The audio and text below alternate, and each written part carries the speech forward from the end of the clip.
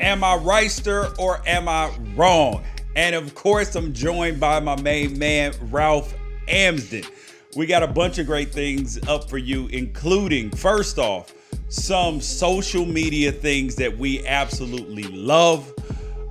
Mitt Romney, his stimulus plan may be the best plan yet. The MyPillow Guy Mike Lindell, he bought airtime on OANN and for his documentation about election fraud, but that's not what makes this interesting. It's a disclaimer that makes it interesting. Celebrity fights are back, and we would rather watch MTV's Celebrity Death Match. Chrissy Teigen is one of the best follows on social media, and she trended over a $13,000 bottle of wine and our Super Bowl predictions. Am I right or am I wrong is the intersection where sports, business, society, pop culture meet the truth. Absolute fire Monday, Wednesdays, and Fridays. Facts only here. Check your feelings at the door. No BS is allowed because we keep it 100. Make sure that you leave a 5-star rating wherever you listen to podcasts. Even though Ralph will tell you, leave a 5-star and then go ahead. Tell the people, Ralph, like you tell them on the Pac-12 Apostles podcast. I personally think that if you feel like there's something that we can improve, you got to let us know. You got to grade us accordingly. Unfortunately, the star system, if there's room for improvement, you have to go all the way down to 4 stars. You can't be like 4.5. You can't give us an A- grade. It's got to be a B-. But I say if there's something you want us to improve, leave the 4-star review. Give us the opportunity to improve it, and then you come back. You do us the solid of bumping it up and updating your review. I think that is good community engagement for the audience. You think that that's ridiculous, and I don't care what you think. Okay, Ralph. All right, so the thing today is, so when we're putting together this whole production and all this. Oh, and you guys make sure that you subscribe, like, tell a friend about it, all those sorts of things as well, and share. When we were putting this together, for some reason, Ralph is closer to the screen than he normally is. And I was like, Ralph, your head looks enormous today. So, and he was like, I have a story about that. Okay. Yeah. Well, thank you, I guess. We just got our carpets cleaned. So some furniture moved around. I promise I have a normal human head. Jerry Maguire, human head, weighs 8 pounds. I'm 8 pounds, right? I think my wife actually asked if she doesn't believe that my head is the average human size. She asked if I'd be willing to lay on the bathroom floor and just put my head on the scale. And I'm hesitant to do that, but I did want to share a story. So my oldest son, when he was born, he was a pretty normal sized kid, like 7 pounds, 8 ounces or whatever. And then he just started putting on weight. And a lot of it was in his head. His head just kept getting bigger. And it was to the point where our pediatrician actually sent him away for tests because his head was growing so fast. Wait, are we talking like Jason Kidd's son head big? We're talking like Pinky in the Brain size head on that small little mouse. Like it was just, it was getting bigger and bigger. And he went from the 50th percentile in everything to 2 months later, 50th percentile in everything, but 99th in his head. So it was growing real fast, right? So the pediatrician was like, all right, we need to send you to get some tests. We just want to see if there's anything abnormal about this or if it's just growing quickly. So my wife took him in. He got some ultrasounds. They checked to see if he had water on his brain, anything like that. Super scary stuff for first-time parents, right? But they came back and said, like, no, he just has a big head. So we brought him back to the pediatrician that sent us away for the test. And we said, hey, we just want to let you know, we got all those tests done. They said he's perfectly fine. His head's just growing quickly. And she looks at my son, who was probably like 4 months at the time, and she looks at me and she goes, guess it's just genetic. That's it. Like completely nonchalant. And I don't like. And you wanted to punch her in the face, like, really? No, I felt like what's that, astral projection where your soul like leaves your body for a second. That's what I felt. It hit me so hard. I felt my soul go out the back of me and then suck right back in. Like I was just, I've never been hit that hard before by a respected professional over something that may or may not be true. Yeah, that's absolutely funny, dude. That is hilarious. Would you lay on the Would you lay on the bathroom floor to weigh your own head for your wife? For her personal enjoyment, yeah, I would. I would. I'm self-deprecating enough in the way that I can deal with whatever the results are. I can be okay with it. I don't know if I can do it because if I lay down and it's like 11.5, I'm just gonna be sad. Well, my family says I have a big head anyway, but I'm like, it fits my body. I'm 6'3", over 260. Like, what do you expect? What size do you expect my head to be? Yeah, I'm 5'8", and I have to wear snapbacks because like the fitted. What does it go up to? Like 8 3/4? No. Oh, I don't even know if they make 8 3/4. The biggest I ever see are. Well, they need to. Wait, you can't wear an 8? It's a squeeze because I sweat. I'm a head sweater, so it immediately starts to shrink. I feel pressure or whatever. Oh my God, you're bigger than an 8? Oh, you have an enormo head, dude. Jeez. Here's my biggest fear. And I'm playing it out in my head right now in my giant head. I lay down on the bathroom floor. I put my head on the scale, and like it's like 11 pounds or something like that. And like my nightmare scenario is Aaron turns to me and's like, and that's without 7 molars. Oh, like, I'm not trying to get made fun of. I already know. This is like I'm at on a snapback. There's 3, and it's a pretty snug fit. That they're not hanging on by a thread or anything, but I don't know, man. It's a big brain. It's a big brain problem. You're a smart guy. Something that we liked on social media was Chrissy Teigen, who is by far the best follow on social media, but people, and that's without like the crazy QAnon people actually have made her life pretty hellacious, but it's also made her timeline even better because she's somebody who's super famous. She's married to John Legend, and she lives her best life. Like, there's nothing fake about what she's doing. Like, if she says except for her last name. She let herself get famous with a mispronunciation of her last name. Her last name is Teigen. You know that, right? Yes. Yeah. She let so many people pronounce her name wrong. It was too late. Yeah. Yeah. And Chrissy Teigen, it flows. It sounds better than Chrissy Teigen. Nah, that's hard on the tongue. So here's her tweet. One time, John and I were at a restaurant, and the waiter recommended a nice Cabernet, like a wine, and we got the bill, and it was $13,000. How do you casually recommend that wine? We didn't even finish it, and it had been cleared already. When I read that, I sympathized with her because there are times where if people think that you're an NFL player or that you have money, they will recommend things to you, not knowing that you don't pay $13,000 for bottles of wine. Like, that's just obscene to not tell somebody. Oh, you'd be like, yes, I recommend the Chateau Franc with the Franc Cab grapes and the Tangent grape, whatever it is. Oh, this is from the best part of France. And you ain't gonna sit up there and tell nobody how much it is? Like, that's rude. That is rude as hell. Have you ever had this happen to you?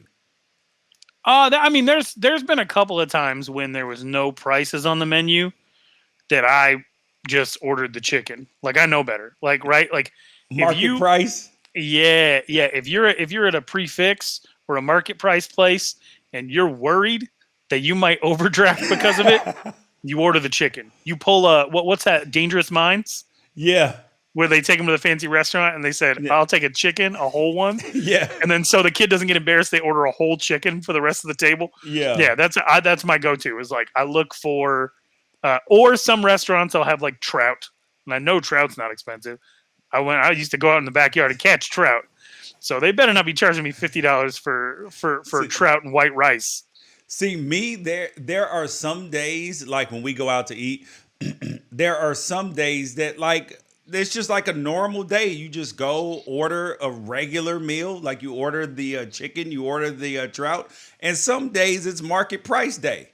You know what I mean? Like to where like me and the wife will go out to eat, and we're not worried about how much it costs. It's just whatever we're eating. That's just is what it is. We give each other like we know the plan before we go out. Like we know that for the two of us that this is going to be like a $300 dinner. So is what it is. But that's not the most that I've ever spent on one dinner though. The most I've ever spent on one dinner for two people, for me and her, we went to this place here in LA. I forget. It's got a Michelin star. It was a 19-course meal. And for the two of us, including the wine pairings, I think it was like $650. I had just gotten a new really good job. So we were celebrating. Okay, we've gone out. We went to a place one time where it was really up to the waiter what he was going to do, and he was like, I just flew out to such and such and found this fish that only exists in this one region. Yeah, and sushi. Yeah, he's like, I'm gonna cut off a piece of it for you, and that was an interesting situation because we went pretty hard that night, and some people that we knew walked in. And they joined us for the second half of the meal. Then they paid the bill. Oh wow, that's nice. That's I don't even know the win, bro. Yeah, we were ready to go do some serious damage, and we didn't end up getting to find out what. That's a blessing. Look at God. Yeah. Look at God. Yeah. The thing about the Chrissy Teigen thing that really interested me was she trended not because she accidentally bought a $13,000 bottle of wine, but because people got very upset that she even has money in the first place and that she would casually tell a story about getting tricked in the middle of a pandemic.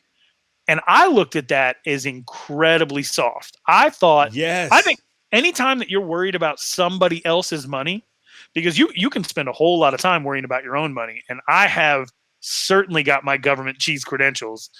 I'm from a trailer park in Wyoming, and my dad's from a reservation. Like, I don't want to hear it. I didn't get my first Nikes until 9th grade football. They immediately got jacked, and I would not tell my dad, right? Because this is the first nice thing I ever got, and I blew it. So,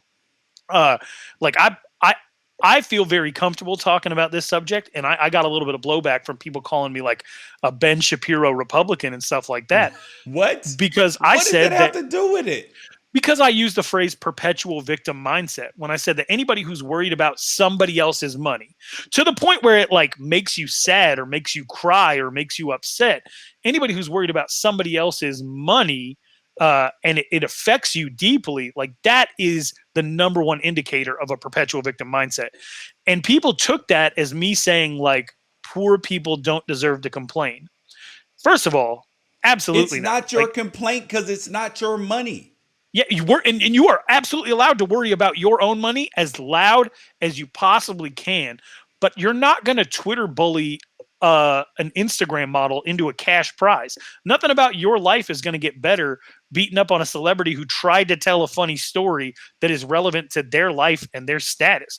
If you don't like it, you have every option to just say, I don't like this, or to not say anything at all. Yep. But the decision that so many people made was, I'm upset with this rich woman for being rich. And that's not a thing that I understand. And again, perpetual victim mindset for me does not mean poor people. It means people who blame their problems on other people.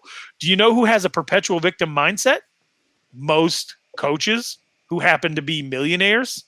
Have you ever seen the way they talk to refs? Yeah.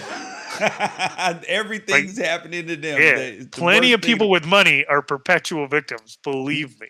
That's absolutely right, dude. And then I was thinking, I was like, what are the things that I've done that have just been absolutely outrageous? Because when I was younger, I used to live in that Kanye world. You know, I spent $400 on this just to be like, nigga, you ain't up on this. Like, that was my life.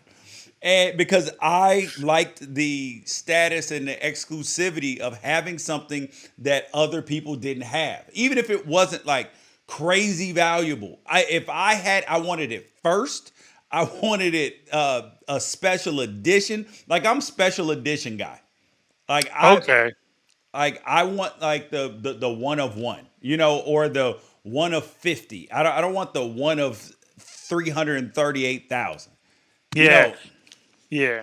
And I get that. I mean, I'm more in it for the dopamine, right? Like I used to be a big basketball card collector, especially in the mid 90s. So I got like a box this big of the Iverson, Nash, Kobe, Garnett year rookies, right? I was more in it for the dopamine hit, like treating it like a scratcher's ticket. 1 out of every 6 packs of cards you're going to hit, right? And so I was more in it for like, this is special and it makes me feel good, but I'm not really into a lot of that's kind of outside my range. And you and I have had a bunch of conversations about this. I've been willingly poor for a really long time. I don't have a very healthy concept of money. On the other side, I'm really lucky to have a woman who takes care of most of the bills and stuff, because I'd be living in a box and wouldn't even know the difference, right? So, but I do appreciate it. I used to be one of those people who was really aggressive about like, why would you drive an Acura when Honda makes them? You know, like, why wouldn't you just drive a Honda or a Toyota? Like, why would you drive a Lexus when Toyota makes them when you could just drive a Toyota? And then I got my first Mercedes, and it was like an auction type thing. It was a deal, but like it was the first time I ever drove a Mercedes, and I was like, oh, this is why. Yeah, exactly. Now you know why. Another thing that we liked from social media was this video here. Ralph hasn't seen it, so you guys can watch it here with him. This is a proposal that goes wrong. Got it. I'm gonna be outside. This is something that could happen to my family. Notice the little kid. Okay, so people who are listening on audio, there's a kid, they're near a water fountain. The kid jumps off the water fountain while the dad is proposing to a woman, and he just drops trowel and starts peeing right next to the fountain. Oh my god. You guys. And then the dad turns around. Are you serious? And he sees the kid peeing. Is there anything wrong with this, Ralph? Well, actually, give me your reaction. Hell yeah. Like, that's the best proposal. That's the best proposal of all time. I need to know more. Like, I need to know, because he kind of reacted like that was his kid. Yes. Oh, like clearly. Or maybe like, I need to know, were they together? And they've been together a long time, and this is their kid. Yeah. And they're finally sealing the deal. Was it her kid that she brought into the relationship, or was it his kid that he brought into the relationship? Because the reaction made me feel like it was his kid. Like, I'm upset, but I'm not surprised. Yeah. Like, all right. Would your kids pee outside like that? Yeah. Yeah, absolutely. Yeah. My youngest son, listen to this, he's 9 years old, right? And since he's been 9 years old, or like around the time that he was 8, we were like, one time I go in the backyard and this dude's taking a leak in the backyard. I'm like, Caden, what are you doing? Go to the bathroom. I'm like, there's a bathroom right here next to the pool. Why would you not? Like, he didn't even have to go back in the house to go to the bathroom. There's a bathroom outside. And he's like, because I had to go really bad. And I was like, oh, okay. Yeah, what are you supposed to do? Yeah, all right. Don't like, ignore it. Like, yeah. You know, my daughter the other day, she's playing outside, and some kids rode by on bikes. And, you know, they haven't seen kids in a while, like other kids, neighborhood kids. And she was like, they stopped and they're like, hey, what's your name? And my sons were out there and everything. And then they all played a game of football together. And she came home and she had peed her pants. And I was like, why? And she's like, because the alternative, and she didn't say alternative, she's 5. She's like, because I would have had to stop playing. And I was like, oh, okay. Yeah. Like, yeah. I'm not going to get mad at you for that. Yeah. At least you had a reason. Yeah. Yeah. You didn't. It's an incorrect reason, but at least you had a reason. Yeah. And then this the last thing from social media. This was the ultimate flex of all flexes by a woman that I absolutely love. Here's the ultimate flex. Artists. This have is some art Serena upstairs Williams by him as well. Showing really kind of you modern, around cool vibes, her house. which I That's really a love. statue. Okay, now I'm going her, to show you the trophy room. And then she casually walks through her trophy room at her house. But here and are you can some of hear my her talking about trophies. And then some really cool pieces that really mean a lot to me. Wheaties box. I don't Pieces, keep a lot of like my they're Grand art. Slam trophies here. I do see an Australian Open trophy. Oh, wait. There's a US Open trophy. Okay. Here's one. Oh, that's 2002. Explain to me the Okay. turtle. That was a while ago. What is This that looks turtle? like one. I am so bad with trophies. Is this one? Let's see. This is Roland Garros, the French Open. Clearly, I don't have a lot of those, so I can't Oh, clearly. tell you. That one. I only have 2 or 3. I don't even remember. 2, 3. Yeah, I only have 3 French Open titles. Let's see. Sorry. Oh, this is the Australian Open. Now all you all need me to show you is a Wimbledon, but I don't think I have Wimbledon here. Do I have one? Oh, I do. This is our Wimbledon trophy. Lots of cool details and names. My sister's name is in here like 6 or 7 times, which is crazy. casually. Oh, here's another Wimbledon trophy. I'm so bad with this. So this is Are what you? it was like when you first won Wimbledon. You got a small trophy. And then it'd been like 4 or 5 years since I won Wimbledon, and I understand they moved it to the bigger one. So this is like understand, early like you weren't 2000s, there. and this is like, I don't know, 2010, 12, I don't know when I won. Here's another Australian Open. my I won that one a gosh. few times. Yeah, I see a second place trophy, but I'm gonna put that one in the trash. Shouldn't be in here. We don't keep second place. George.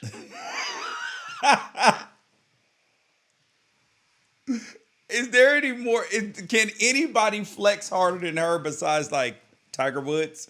But he's had such a he can't really flex on people like that, because then they can be like, oh yeah, you didn't win for a long time because you hit a tree and broke your face and got disgraced. But you can't say anything like that to her. Everything about that video was mind-bending. Every single thing in that video, from not knowing how many times she won multiple tournaments, not thinking that she kept certain trophies in the room, wanting to toss out a second place trophy, the random turtle, her sister winning something 6 or 7 times. She lifted the Wimbledon trophy, which I'm assuming like maybe weighs a pound and a half, like she was about to throw it through the ceiling. It looked like a paper plate in her hands. And she just I'm so bad with counting all of my trophies. I just what? Serena What did she is do with the non-major trophies? Because all those are majors. right. She didn't even have all the major trophies in there, because she's won like 24 times. So if she doesn't have all the major trophies in there, where are those, and where does she and what does she do with like Indian Wells, which is a prestigious tournament, but it's nowhere, or the Miami Open? What does she do with that? Just donate those or toss them in the attic? I can tell you right now, if that was me holding the camera, I would have said the dumbest shit imaginable in that moment. She would have been like, I'm so bad with counting my 50 major trophies. And I'd be like, yeah, me too. Yeah. Like, when you YouTube the ticket taker at the movie theater, they're like, enjoy your movie. You're like, yeah, you too. Yeah. What do you say? How do you even sympathize with her being bad at knowing how great she is amongst all the greats? And how would you I would have stopped. I would have hoped that I would have had the fortitude in the moment to stop her in the moment and be like, no, you're not bad at this, because this isn't a thing. This is not a thing that exists. There's 7 billion people in the world. It's not like there's a group of 50 people who are really good at counting all these trophies. You're the only one. And if you're bad at it, then you're bad at it. But it's not like a measurable skill. Nobody can identify with this. This is absolutely obscene. She's incredible. Yeah. She is the absolute best of all time. I got one for you. Okay. I sent you a tweet. It's from Penn State football. The entire world is reacting to it, and for some reason you hadn't seen it yet. You're usually on top of this stuff. So I sent it to you, and I want your live reaction to it on this show. Okay, I'm going to it now. Oh, I saw this tweet earlier. I didn't realize. I forgot it was Penn State. Okay, so in the tweet says, from Penn State football, a Penn Stater has appeared in every Super Bowl except for 5. Since I didn't see the except for 5 since Right. 1967 until right now. Like, So that's what they're getting made fun of for, is in extremely small print. Dude, that's like the Micro Machine Man saying the disclaimer at the end of a commercial. You're like, and you're like, bro, you can't even hear that. We have made every single Super Bowl except for 5 since 1967. Oh, what'd you say? Oh, nothing. I don't know. It's been, it's good when it's been quote tweeted like 3,600 times. I did it. I was like, man, I've won every single argument with my wife, except for when both of us are awake. Like, I've beat George Wrighster at every single game of Connect 4, except for 99% of them. We need to start playing Connect 4 again, dude. I'm good. Wow. I'm good on the Connect 4. You took away the one thing I was good at, so hey, you can have it. The next thing we're gonna get to the serious topics, I guess, is so Mitt Romney came up with his own stimulus plan. And it is called the Romney's Family Security Act, and it would give families $350 for each child under 6, or $4,200 a year, and $250 for children between the ages of 6 and 17, or $3,000 a year. And the way it would work is that instead of trying to get people to qualify for it, at the end of the year when you file your taxes, so everybody would get it, the way it doesn't create an access problem. And then if you make over $200,000 individually, or $400,000 on a joint filing, then you have to pay that money back on your taxes. But if not, it's a dollar for dollar write off on your taxes. Like, you don't get charged any money for it. And my initial thought is that there were Republicans who hated it, there were Democrats who hated it, and Mitt Romney, who clearly turned to like rational thinking against President Trump, was like, look, I'm not going against the democracy, I'm just trying to do the right thing. And he clearly feels like a politician who's putting the people above his party. And that's the way it's supposed to be. That's what I took from it. I don't mind it as far as an idea.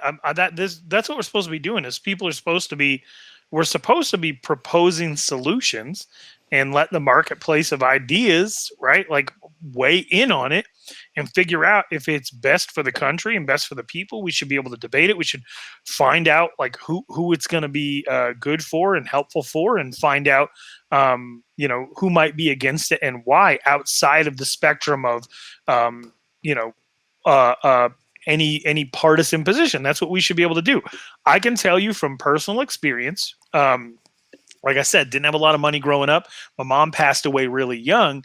And so my parents, my dad and my stepmom, actually got a $350, $360 maybe a month payment from when I was 3.5 years old all the way through my 18th birthday. And I can tell you that, like, I don't know there were certain times I'm not sure what they would have done without that money.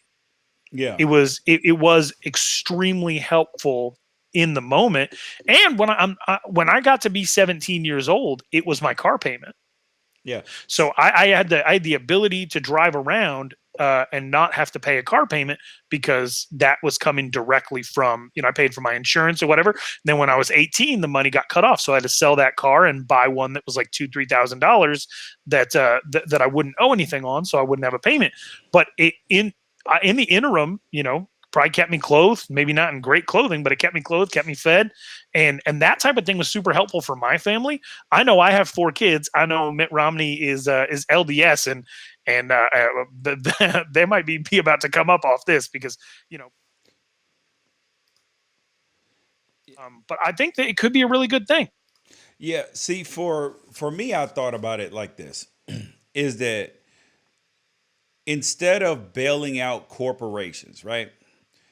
That we should bail out, like, if you're going to bail anybody out, you should bail the people out, and not just bail them out, but help them in ways that are meaningful, which is this is supposed to help child hunger by a third, like stop it from a third, because food insecurity is actually one of those things like where you're worried about how many meals you're going to get. It's hard to concentrate in school. There's so many other factors that lead you down a bad path or don't allow you to excel because just of having a lack of food and a lack of like basic resources. So I am for the idea of, all right, if a parent can't take care of their kid and they put a kid up for adoption, what does the government then do? They pay foster families to take care of the kid. So why wouldn't you help families out? I mean, granted, there are people who, so I understand that not everybody is responsible. They're not going to take care of the kids. They're going to do other things with it. I get it. But the majority of people are going to clothe their kids. They're going to feed their kids. They're going to do the right thing by it. So I have to look at what the majority of people are going to do as opposed to the people that abuse and take advantage of it. So I'm in agreement with your marketplace of ideas. And here's what I do like, that when politicians put people over their party, and if you're a politician and the people in your party are never upset with you, then something is going wrong. Either the people who are in your party are full of shit and not telling the truth, or you're just kowtowing to whatever, as opposed to, like, if the people that voted for you are never upset with you, you're not doing something right, because you should not be a monolith. Like, you shouldn't just, like, everything should not be the way somebody wants it. Like, because truly, pretty much everybody has ideas that live on both sides of the aisle. They just have more that live on one side or the other. So the idea that you're exclusively all of one thing, to me, just makes no sense. That's why I refuse to be called a Republican, a Democrat, a Libertarian, an Independent, anything. Don't call me anything, because I will vote for any one of them if I think that they are the best candidate. Just absolute craziness. And okay, Mike Lindell, we talked about him on the last show. So we don't want to, he bought airtime on OANN, OANN, One America News Network. And first of all, I don't even know what providers that you have to have OANN. I don't know, because I know I don't have it on my television. So he bought airtime, the MyPillow guy, Trump conspiracy theorist, saying that, so he bought airtime on OANN, saying that he was going to prove that election fraud was real, and that he was going to provide indisputable proof in his documentary. So he bought airtime. And here is what we're like, it's not even about what he said. This is what OANN played before his quote unquote documentary. Listen to this. Michael James Lindell has purchased the airtime for the broadcast of this program on One America News Network. Mr. Lindell is the sole author and executive producer of this program and is solely and exclusively responsible for its content. The topic of this broadcast is the 2020 election. OANN has undertaken its own reporting on this topic. This program is not the product of OANN's reporting. The views, opinions, and claims expressed in this program by Mr. Lindell and other guests, presenters, producers, or advertisers are theirs and theirs alone, and are not adopted or endorsed by OANN or its owners. In particular, OANN does not adopt or endorse any statements or opinions in this program regarding the following entities or people: U.S. Dominion, Inc., and any related entities, Smartmatic USA Corp., Brian Kemp, Brad Raffensperger, or Gabriel Sterling. Further, the statements and claims expressed in this program are presented at this time as opinions only and are not intended to be taken or interpreted by the viewer as established facts. The results in the Okay, so it keeps going on and on for another 25 seconds. You didn't see that. No.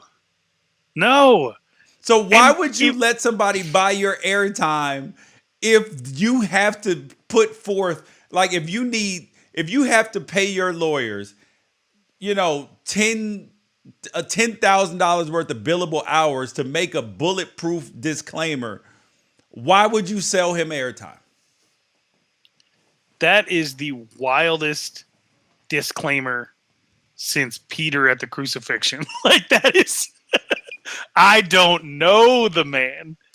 Like I can't with these people. That was going on like 3.5 minutes. If you need 3.5 minutes to explain to somebody that like, hey, what's about to happen on my property that I accepted money for from these people has nothing to do with me. They paid me. I'm going to go over there. I'm going to turn my back. Anything that they say about this person, this person, this person, this like person. Name the people. Oh my God. Anything that they do on my property that they paid me in order to like show you, I got nothing. I cannot be held responsible for what is about to happen that I took money to allow to happen. That's a very like, oof, that's rough. Here's my immediate reaction is they want you to see it. They want you to be confused by it because that fuels their business. They're not going to pay any attention to this disclaimer. They're not going to pay any attention to this disclaimer. The only reason this disclaimer exists is for the purposes of the giant lawsuit that's hanging over your head. But you need people to be confused in order for your business to continue to thrive. So you're still going to air it and you're still going to take the money, but you want everybody to know, wink, wink, that you don't endorse this. Wink, wink. You clearly endorse it. Otherwise, you wouldn't do it. Like, why would you let somebody buy? Well, and then somebody would say, well, infomercials are bought all the time. Yes, they are, but they are vetted and they're like, okay, those are cool. But this is like those networks that allow those predatory preachers to get on it, like 2 to 5 a.m. talking about selling you some blessed holy juice from a magical apple in Israel. Come on, bro. No, I feel like this is more like those hotels that rent by the hour, and when the cops say, "What's going on in there?" They're like, "I don't know. Nothing to do with me. I don't know. The room. Whatever. People take hour-long naps with their friends that hang out in front of this hotel wearing leopard print, even though they just met for the first time and they exchange cash beforehand. They're taking a nap. Yeah, they're probably watching OAN. They're probably in the hotel room watching OAN. Yeah. Yeah, I know that she came in yesterday with another one of her friends, or he came in with another one of his friends, but maybe they're just friendly people. She loves naps. Messy sleeper loves naps. It's just incredible that people will continue to, like, people in their Twitter bios try to put retweets does not equal endorsements. And if they work for a company, a well-known company, they say the tweets are my own and not representative of anybody else or the company or anything like that. This took that up. If that's a 2, this took this up to a 22. Absolutely insane. Something else that's insane though is what's going on out in the world. There are celebrity fights that are coming back. Celebrity fights. I'm not talking about Jake Paul versus Nate Robinson, because at least that's a professional athlete versus, a dude who's legitimately been training. Because I've seen Jake Paul running on Calabasas track like every day when my son was out there playing football last year before he fought the first time. I mean, every single night the dude was out there. So I knew that he had been taking it seriously. So, like, that's not that. That's not this. Here is the newest fight that has been, this fight was announced a couple days ago. These two dudes are fighting. Ralph, can you name, that's Lamar Odom on the left. Can you name the person on the right? That is the little brother of the NSYNC dude, right? Or is it Backstreet Boys? I don't know, bro. I just know his name's Aaron Carter. Didn't he used to be Aaron on Carter, Disney Nick or Carter's something? little brother. Nick Carter's little brother. Yeah, Backstreet Boys' little brother. Yeah. Didn't he used to be on Disney or something? I mean, they all took turns on that. He had like a solo career. He looks like he's been rode hard and hung up wet, dude. Man, that's how that child star life. Like when you have to fit into a certain box, the only way to get out of that box is to do something wild, right? We saw it with Miley Cyrus. We've seen it with pretty much everybody who's been part of the Disney machine has to do something to really. Do you watch Euphoria? Yes. Yeah, that's about as far outside that Disney box as you could possibly get. Yeah. Like you need to do something to Say, I'm free an yourself adult. from that imagery. Yes. I'm an and adult. unfortunately you got to take it to like super extremes. It is no surprise that he's covered in face tats fighting a 6'10" former NBA star. But like this is my question for you, George. Do you want to watch this fight? No. However, the frequency with which celebrity boxing matches are starting to happen, because tonight we have a Barstool Sports intern fighting Jose Canseco. Okay, hold on. Here we go. So Jose, I guess let's start with how are you feeling? Do you think that you are going to beat Billy Football, our intern? Do you think he has a chance? Yes. Yeah, he's going to beat you. Really? Yep. Would you like to put a side bet on that? Very What big would you like chance. to bet? $500,000. Half I'll say a- it right now. That You I have knock him out quick. $500,000? Let me see your $500,000. bank Well, account. that was actually my second question: Yeah. is how bad do you need this money? So they just asked the question that you wanted to know, Ralph. Right. Well, so Jose Canseco has actually been part of like the celebrity fight culture in the past.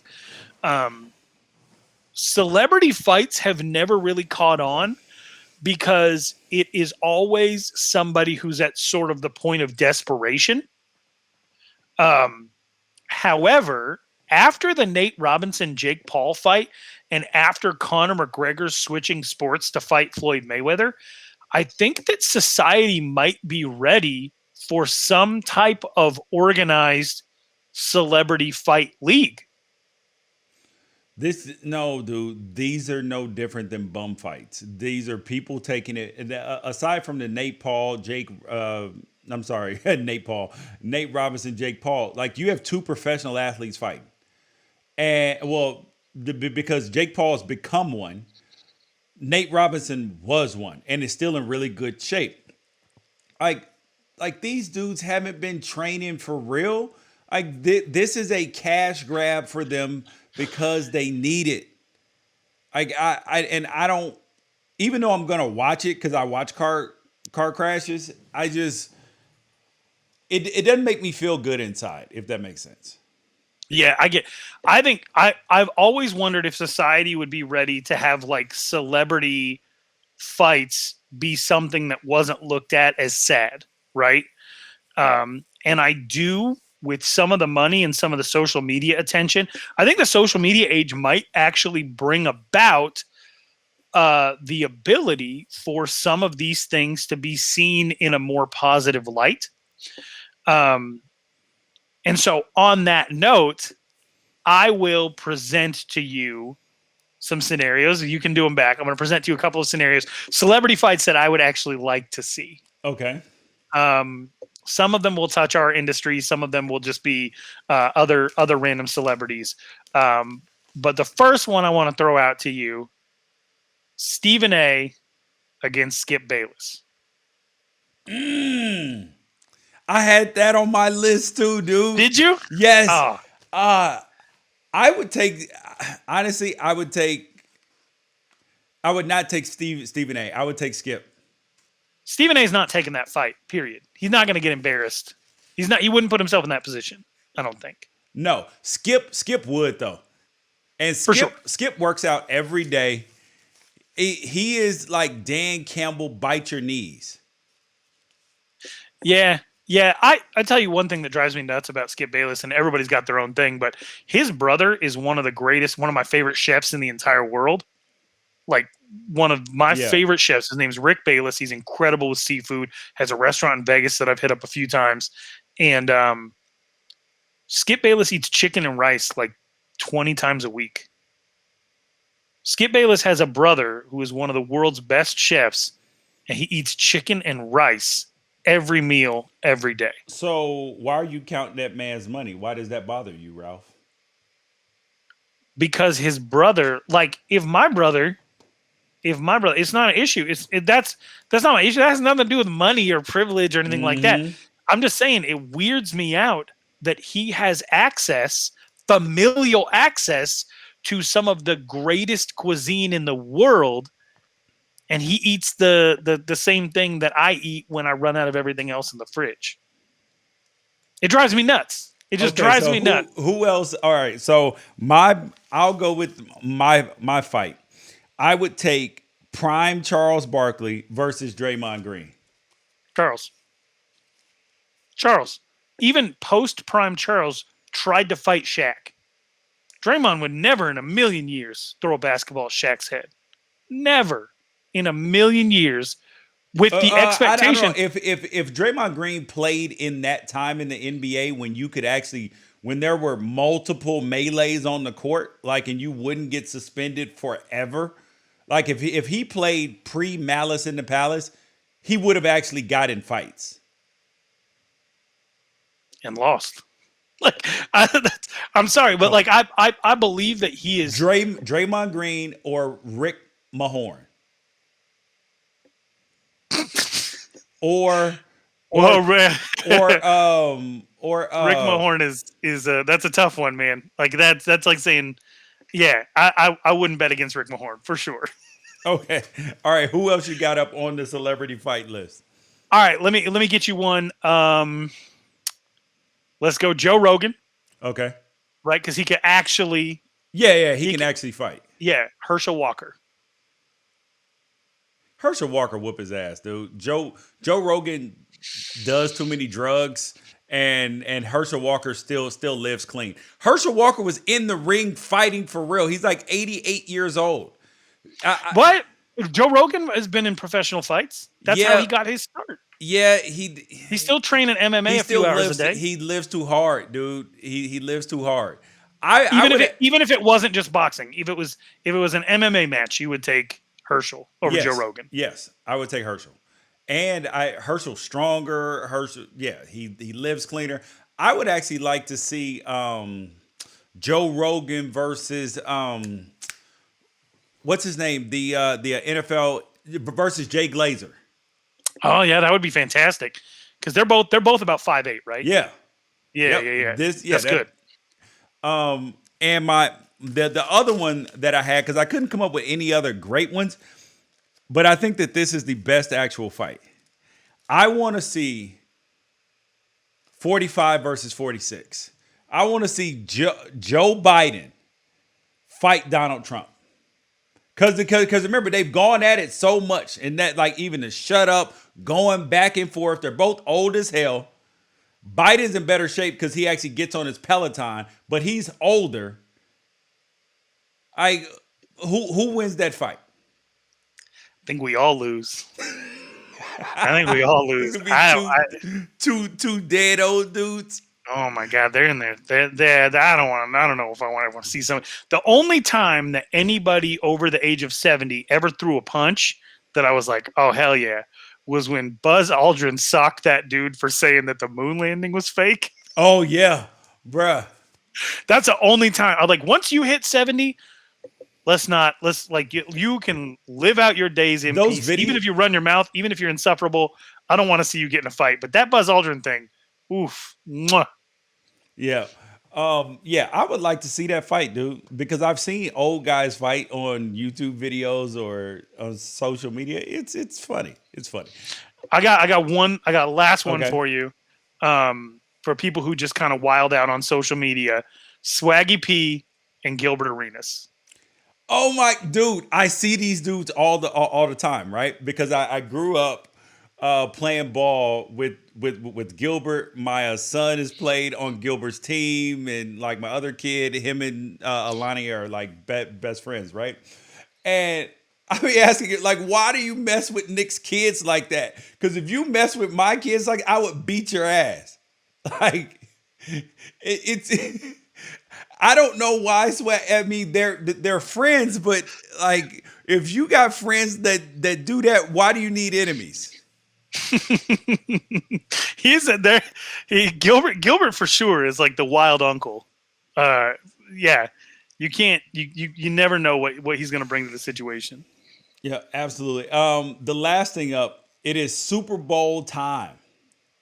And the Patriots. Tom Brady. Have it.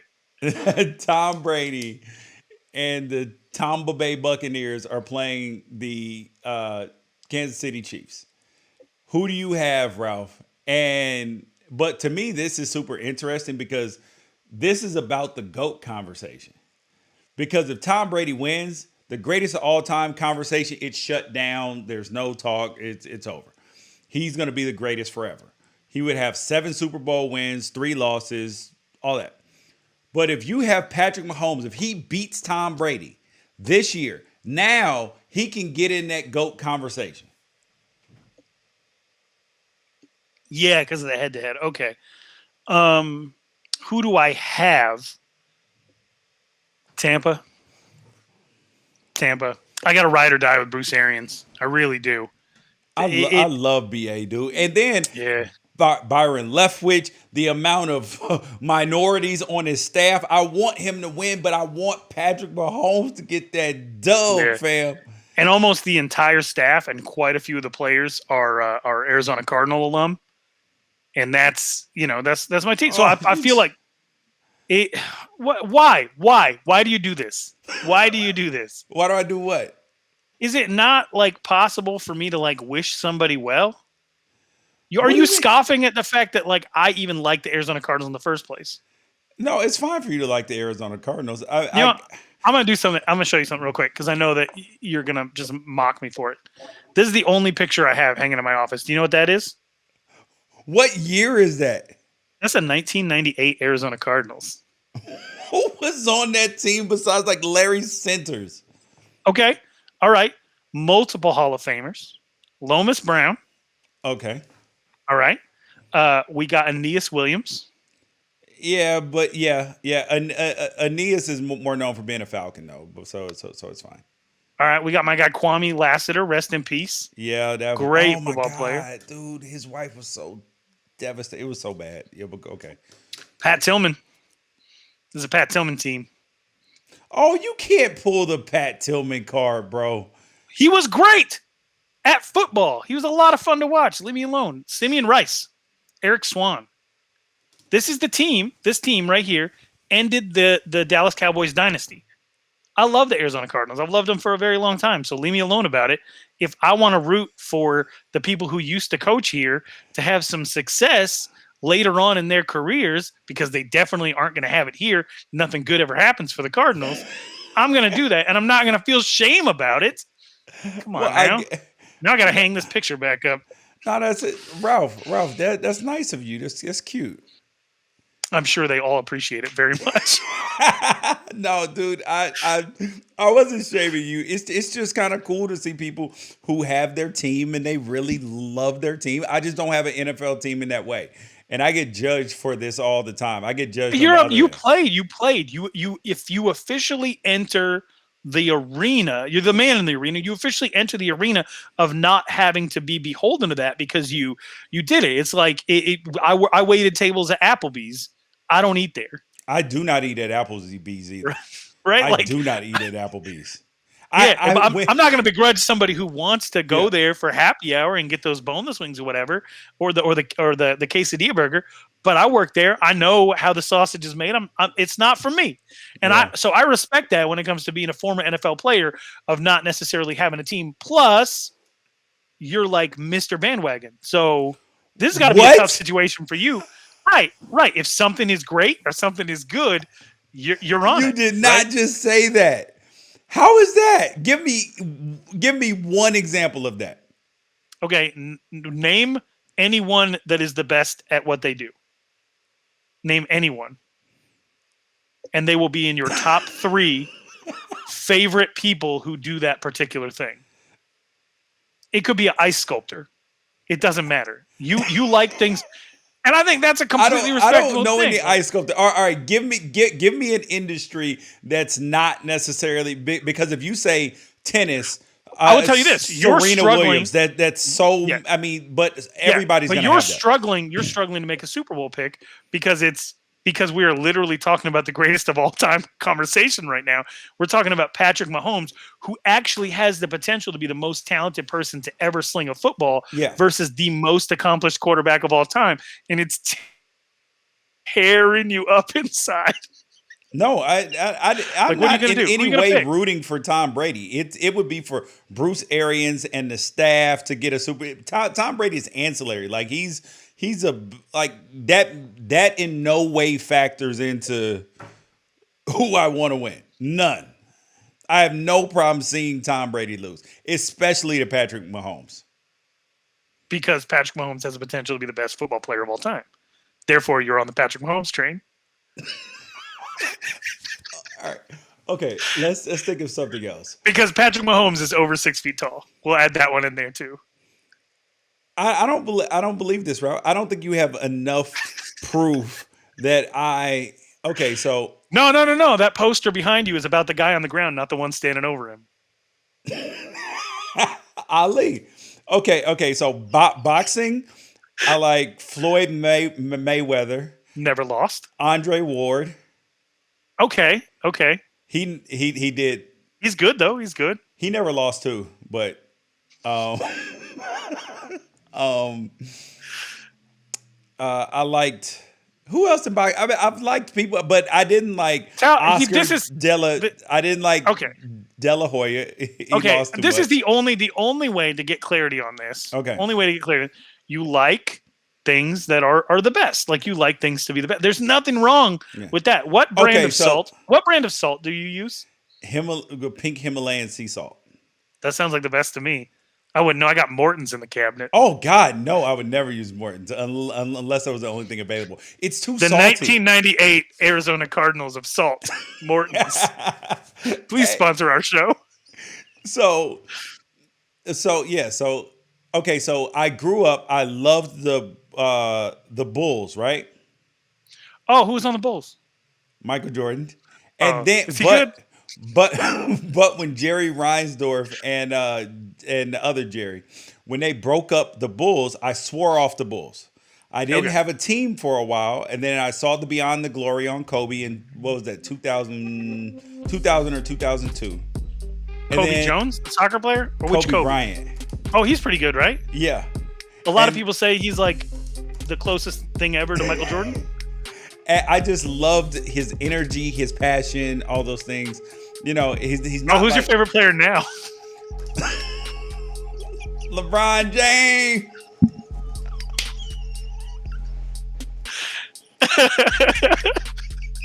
I'm crying. Oh, I like the Iversons. He was cool. Yeah. Best shoes, for sure. But you probably didn't like him because they were Reeboks.